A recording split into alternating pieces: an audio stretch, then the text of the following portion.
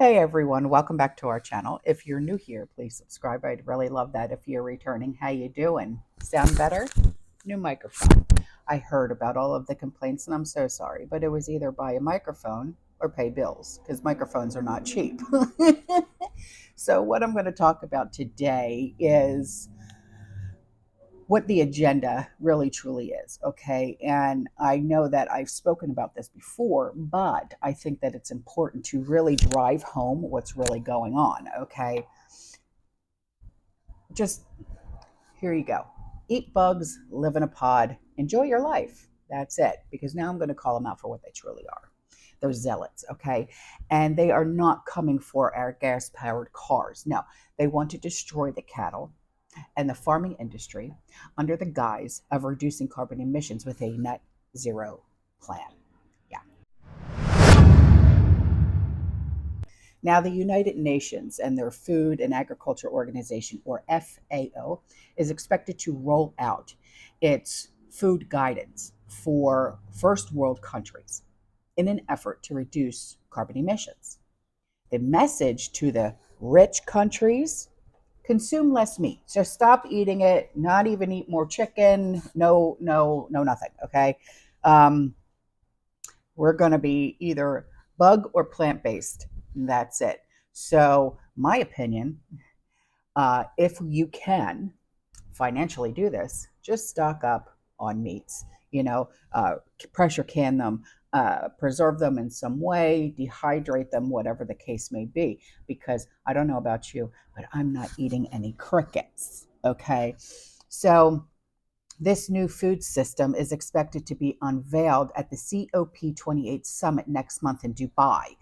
Nations that overconsume meat, because how dare you put protein in your body, will be advised to limit their intake, while developing countries where underconsumption of meat adds to a prevalent nutrition challenge.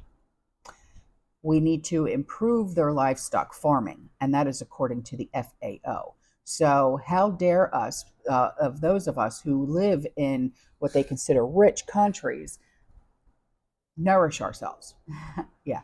So, the world's most developed nations will be told to curb their excessive appetite for meat as part of the first comprehensive plan to bring the global agri-food industry into line with the Paris Climate Agreement and the Global Food Systems Roadmap to 1.5 C Celsius is expected to be published by the United Nations Food and Agriculture Organization during the COP28 summit next month. And nations that overconsume meat will be advised: knock it off, because other underdeveloping countries, they can't eat meat, so you're not allowed to eat it. So the average American, okay, that, let's just bring it home for just a moment, okay? I want you to think: do you eat meat every single day?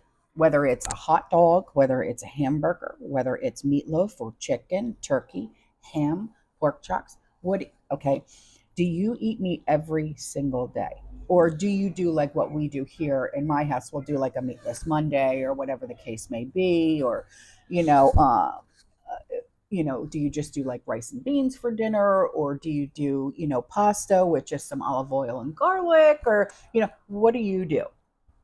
Okay, because the average American consumes about 127 kilograms of meat every single year, which is compared to 7 kilograms in Nigeria, because we have to compare ourselves to Nigeria now.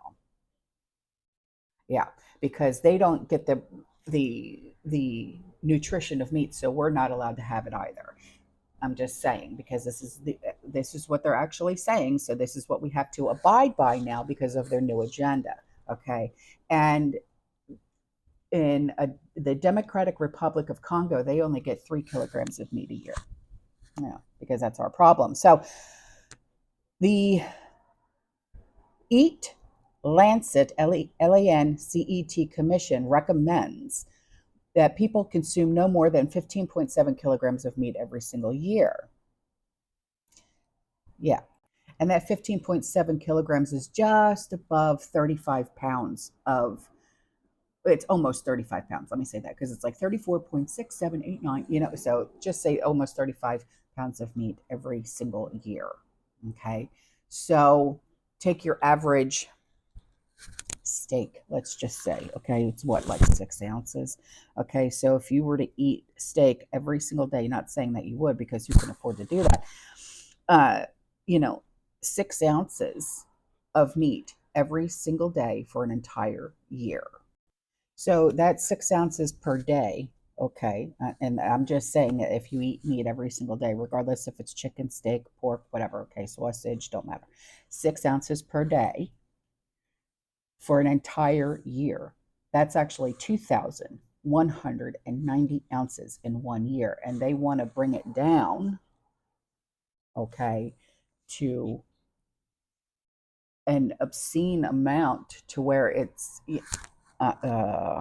so what they want us to do is literally cut our meat consumption in half. So instead of 6 ounces of meat a day, 3 ounces of meat a day. That's exactly what it is figuring out to be. So the Rome-based UN agency, they have been tasked with improving the agricultural sector and nutrition, and they are seeking to strike a balance between the climate transition and ensuring food security for the growing global population. So, as well as calling for less meat consumption for the world well fed. Okay, so for those of us that are well fed, we get to eat every single day, even if it's just dinner and a snack every single day, we're considered well fed. The plan would also encourage farmers in developing countries to bolster productivity of their livestock and supply more sustainably. Now, the reason why I'm bringing this up is because the media is actually trying to convince people to eat more bugs. Okay, how nasty is that? But it's the truth. Eating bugs is degrading, and that's what the elitists, if you will, are pushing them as a sustainable source of protein for peasants, for us useless eaters. And they are pushing for commoners to eat bugs, weeds, synthetic meat, because bugs consume fewer resources than traditional livestock. So the WEF, they have recently promoted the EU's new plan to use mealworms in their food in their bid to reduce meat consumption. Livestock around the world is responsible for about 14.5% of all the greenhouse gas emissions relating to human activity. So all the cow farts that they're so concerned about, okay, it's actually only 14.5% of all the greenhouse gas emissions, not what they're actually saying. What they're actually saying is a big fat lie. But the need for land, whether for grazing animals, growing crops to feed animals, is the single greatest driver of deforestation with major consequences of biodiversity loss. So I know that you have all heard about this, but the WEF article from 2016 says it all. Welcome to 2030. I own nothing. I have no privacy, and life has never been better. Yeah. So that's what they're driving us towards. And you got to figure we're already in 2023, and this is Agenda 2030, or what it used to be called as Agenda 21. We have 7 years. 7 years to get your butts and my butt in gear and amp up your preps, fill in your gaps, do what you have to do so you and yours aren't going to be crunching down on no crick crack. Okay? I'm just saying. All right? All right, guys, I'm out of here. I'll see you in the next one. You stay safe, you stay positive, you keep prepping. Oops. My hair's so long. And as always, fear less. Ciao.